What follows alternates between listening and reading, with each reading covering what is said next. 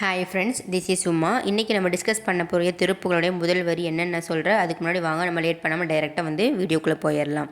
இன்றைக்கி நம்ம டிஸ்கஸ் பண்ண போகிற திருப்புகளுடைய ஸ்டார்டிங் அப்படி இருக்கும் அப்படின்னா, மாண்டார் எழும் பணியும் ஜடை அப்படிங்க ஸ்டார்ட் ஆகக்கூடிய வரி தான் இன்றைக்கி திருப்புகள். ஸோ மறக்காம பிடிஎஃப் டவுன்லோட் பண்ணிக்கோங்க. இந்த திருப்புகள் பார்த்திங்கன்னா இது வரைக்கும் நான் போட்ட திருப்புகளையே இந்த திருப்புகளை ரொம்ப சூப்பராக இருக்கும். இந்த திருப்புகளை ஃபுல்லாக நீங்கள் கவனிச்சிங்க அப்படின்னா சிவபெருமான்னா யார், எப்படி இருந்தால் நம்ம சிவபெருமானை அவருடைய அருளை பெறலாம் அப்படிங்கிறது இந்த திருப்புகளில் நீங்கள் கேட்டிங்கன்னா உங்களுக்கு புரிஞ்சிடும். வாழ்க்கைன்னா என்ன அப்படிங்கிறது புரிஞ்சிடும். அந்த வகையில் மாண்டார் எழும்பணியும் சடையாண்டார் அப்படிங்கிற இந்த வரிக்கு உண்டான அர்த்தம் என்ன அப்படின்னு பார்க்குறதுக்கு முன்னாடி ஃபஸ்ட்டு மாண்டார் அப்படின்னா என்னன்னு தெரிஞ்சுக்கோங்க. சரியா?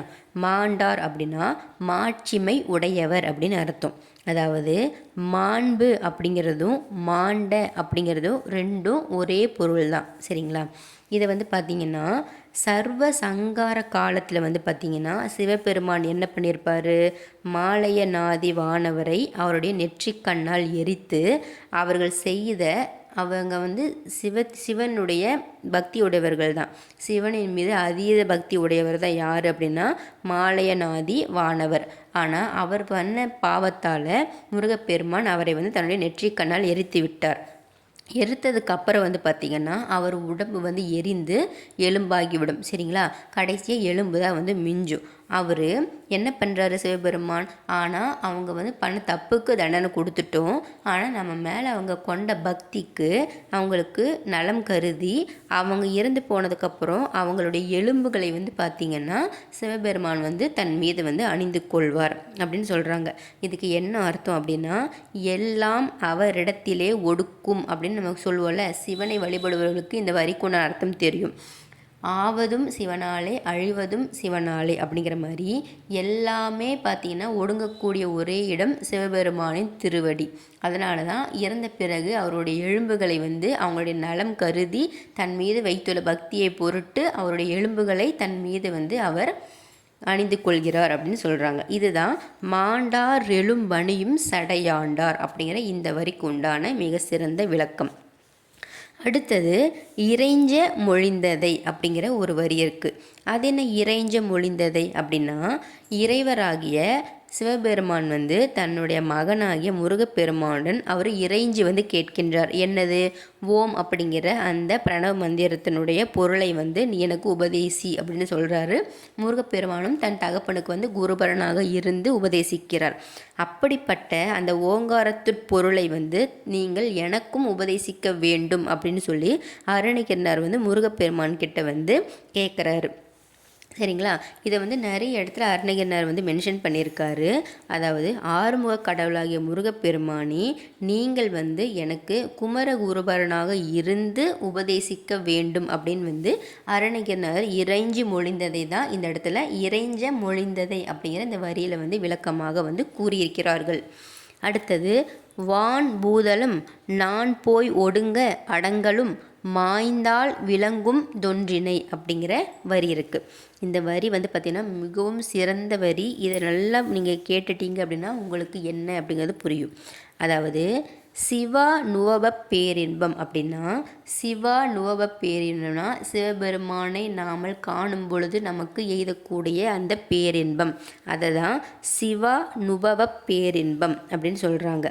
இது சிவனுடைய திருவருள் நமக்கு எப்போ கிடைக்கும் எப்போ கிடைக்காது, எப்படி இருந்தால் கிடைக்கும் எப்படி இருந்தால் கிடைக்காது அப்படிங்கிறத இந்த வரி. அதாவது பொறி புலன் கருவி கரணங்கள் நான் அப்படிங்கிற இது எல்லாமே மாய்ந்து போன இடத்தில்தான் இந்த சிவானோப பேரின்பம் உண்டாகும் அப்படிங்கிறத ஃபஸ்ட்டு நீங்கள் தெரிஞ்சுக்கோங்க. இது பார்த்திங்கன்னா இந்த சிவானோப பேரின்பம் மிகவும் பாடுபட்டவர்களுக்கு கிடைக்கும் அப்படின்னு சொல்கிறாங்க. எல்லாம் ஒடுங்கி போன இடத்தில் ஆன்மாவும் இறைவனும் சந்திக்கின்ற சந்திப்பில் உண்டாகக்கூடிய இன்பம் தேனாக சொல்லப்படுகின்றது. அப்போ எல்லாமே ஒடுங்கினாதான் இறைவனும் ஆன்மாவும் சந்திக்க முடியும் அப்படின்னு சொல்கிறாங்க. அப்போ கருவி கரணங்களோடு நான் அப்படிங்கிற தற்பெருமை கொண்டு இறைவனை நினைக்கக்கூடியவர்களுக்கு அது தோன்றாது. அதனால தான் மிகவும் பாடுபட்டவர்களுக்கு சிவானோப பேரின்பம் கிடைக்கும். ஆனால் நான் அப்படிங்கிற கருவி கர்ணங்களோட கூடிய நான் அப்படிங்கிற தற்பெருமையோடு இறைவனை நினைப்பவர்களுக்கு அது தோன்றாது, கிடைக்காது. எக்ஸாம்பிளுக்கு இப்போ ஒரு லவ்வர் எடுத்துக்கோங்க. அதில் வந்து ஒரு காதலி வந்து நிறைய பேர் இருக்காங்க. அப்போ அந்த பலருக்கு மத்தியில் வந்து தன்னுடைய காதலனை சந்திக்கின்ற போது அவளுக்கு இன்பம் வந்து ஏற்படுமா அப்படின்னா அது வந்து நலனை அடையாது. ஏன்னா யாருமே இல்லாத ஒரு தனிமையான இடத்தில் தன்னுடைய காதலனை சந்திக்கும் பொழுதுதான் அந்த காதலிக்கு பூரண இன்பம் வந்து எய்துவாள் அப்படின்னு சொல்கிறாங்க.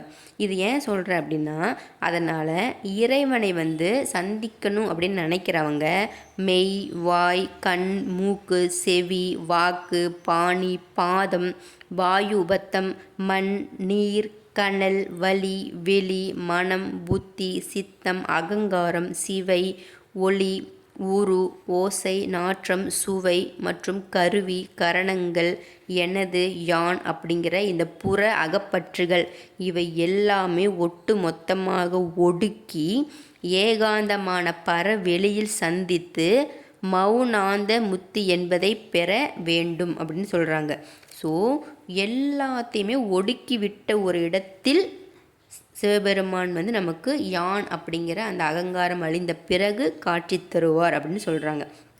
இதை தான் வான் பூதலம் நான் போய் ஒடுங்க அடங்கலும் மாய்ந்தால் விளங்கும் தொன்றினை அப்படிங்கிற இந்த வரிக்குண்டான மிகச்சிறந்த விளக்கம் வந்து இது. சரிங்களா? அடுத்தது வேண்டாமை ஒன்றை அடைந்து. வேண்டாமை ஒன்றை அடைந்து அப்படின்னா என்ன அப்படின்னா, வேண்டும் அப்படின்னு ஒரு விஷயம் இருக்கிற வரைக்கும் நம்மளுடைய பிறவி பிணி வந்து விலகாது. வேண்டும் அப்படிங்கிறது ஒன்று இருக்குது அப்படின்னா அது வந்து பிறவாமை அப்படின்னு வச்சுக்கோங்க. பிறவாமை அப்படிங்கிறது ஒன்று உங்களுக்கு வேணும் அப்படின்னா அப்போ வேண்டாமை அப்படிங்கிறத நீங்கள் எப்போ எழுதுறீங்களோ அப்போ உங்களுக்கு அந்த பிறவாமை அப்படிங்கிறது வந்து கிடைக்கும் அப்படின்னு சொல்கிறாங்க. அதாவது குழப்புற மாதிரி இருக்குங்களா? இப்போ வேண்டும் அப்படிங்கிற தன்மை வந்து பார்த்திங்கன்னா இருக்கிற வரைக்கும் நமக்கு துன்பம் தான். அதனால் வேண்டும் அப்படிங்கிற எல்லாவற்றையுமே நம்ம ஒருங்கே அகற்றி விட வேண்டும். அப்படி நீங்கள் எதுவுமே எனக்கு வேண்டாம் அப்படின்னு நீங்கள் ஒரு விஷயத்தை அடக்கும் பொழுது உங்களுக்கு எல்லாமே கிடைக்கும். அதனால தான் வேண்டாமை ஒன்றை அடைந்து அப்படிங்கிற இந்த வரியின் மூலமாக நமக்கு வேண்டாமை அப்படின்னா அது வந்து பிறவாமை அப்படிங்கிற நமக்கு கிடைக்கும் அப்படின்னு சொல்கிறாங்க. ஓகே ஃப்ரெண்ட்ஸ், இன்றைக்கி வேண்டாமை ஒன்றை அடைந்து அப்படிங்கிற இந்த வரியோட இந்த திருப்புகளை வந்து நான் ஸ்டாப் பண்ணுறேன். நாளைக்கு வந்து பார்த்திங்கன்னா இதோட கண்டினியூ வந்து பார்க்கலாம் ஃப்ரெண்ட்ஸ். ஸோ வந்து திருப்புகள் பிடிச்சிருந்துச்சு அப்படின்னா மறக்காமல் சப்ஸ்கிரைப் பண்ணுங்கள், வீடியோ ஷேர் பண்ணுங்கள், லைக் பண்ணுங்கள், ஆல் அப்படிங்கிற அந்த ஆப்ஷனை மறக்காமல் நீங்கள் ப்ரெஸ் பண்ணுங்கள். அப்போ தான் நோட்டிஃபிகேஷன் வரும், உங்களோட கமெண்ட்ஸும் எனக்கு ரிசீவ் ஆகும். நான் இதை வீடியோ போட்டாலும் உங்களுக்கும் அது நோட்டிஃபிகேஷனில் வரும். ஓகே ஃப்ரெண்ட்ஸ், ஸோ யூஸ்ஃபுல்லாக இருக்க இந்த திருப்புகள் வீடியோவை நல்லா கேளுங்க, எல்லாத்துக்கும் ஷேர் பண்ணுங்கள். ப்ளேலிஸ்ட்டில் இருக்கக்கூடிய எல்லா ஷார்ட்ஸ் அண்ட் வீடியோஸை கேதர் பண்ணி முருகப்பெருமானோட இன்ஃபர்மேஷன் தெரிஞ்சுக்கோங்க. தமிழ் சரியாக உச்சரித்து அந்த தமிழ் மூலிமா நீங்கள் முருகப்பெருமானை அடைந்து வேண்டுதல் வந்து உங்களுக்கு நிறைவேற என்னுடைய மனமார்ந்த வாழ்த்துக்கள் நானும் வேண்டிக் கொள்கிறேன். நாளைக்கு கண்டினியூ பார்க்கலாம் friends. Bye bye. Thank you all my subscribers and viewers.